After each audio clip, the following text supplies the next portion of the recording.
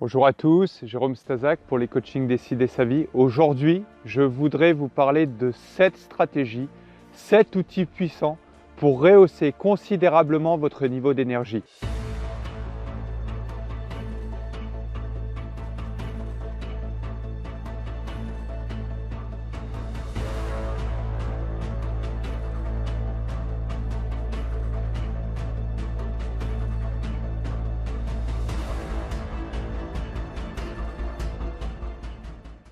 Alors sans plus attendre, le premier élément extrêmement important, j'en parle très souvent, levez-vous tôt.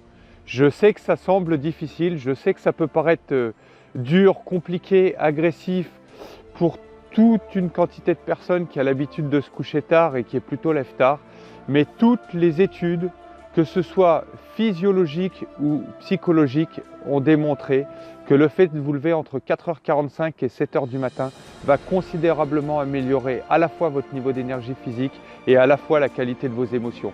Donc ça, c'est vraiment important de se lever entre 4h45 et 7h. 7h, il semblerait que ce soit l'extrême limite pour si vous êtes plutôt couche-tard. Donc faites le test, prenez l'habitude de vous lever avant 7h, ça va aussi vous forcer à aller au lit plus tôt si vous êtes excessivement couche-tard. Premier élément.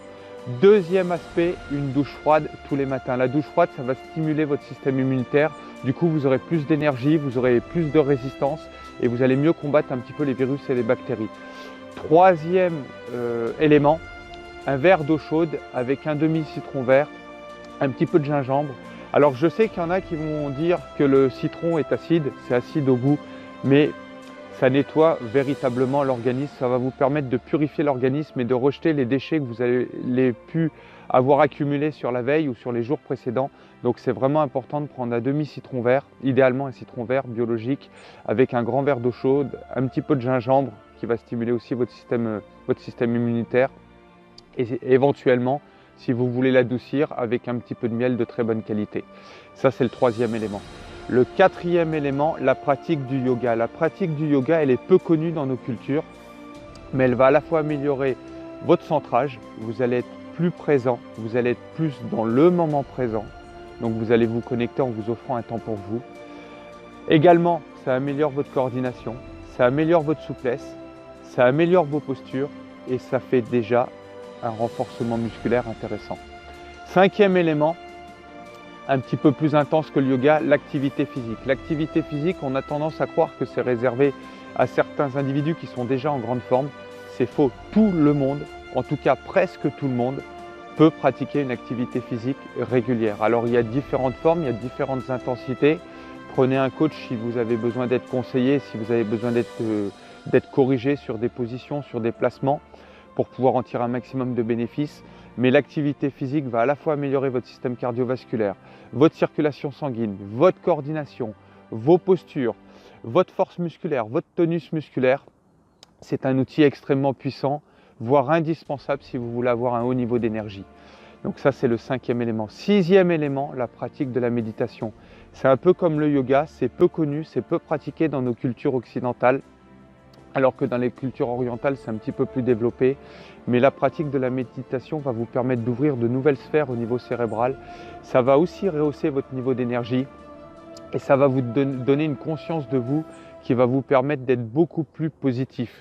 Donc ça va en lien avec l'énergie physique et l'énergie émotionnelle. Et enfin, le septième élément, c'est de nouveau en lien avec le sommeil. Comme ça, on ferme un petit peu la boucle, on l'ouvre avec le sommeil, on la ferme avec le sommeil. Même si je vous dis d'avoir de l'énergie, c'est important aussi de dormir, d'avoir surtout un sommeil de bonne qualité. Ce n'est pas du tout important de dormir beaucoup, mais c'est important d'avoir un sommeil de bonne qualité. Moi, je vous encourage à aller au lit avant 23h. Également, si vous pouvez faire des micro-siestes, c'est top. Même si c'est juste 5 ou 6 minutes, voire 10-15 minutes, il n'y a pas besoin de faire plus, c'est des micro-siestes. Comme son nom l'indique, c'est très court. Et aller au lit avant 23h chaque soir.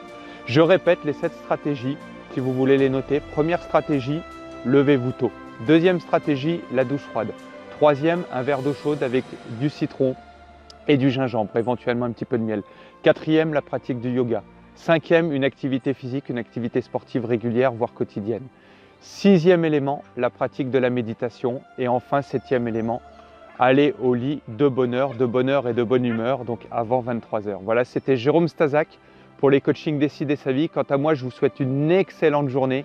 Prenez du plaisir, visez l'excellence, passez à l'action, persévérez et soyez dans la gratitude. À très bientôt.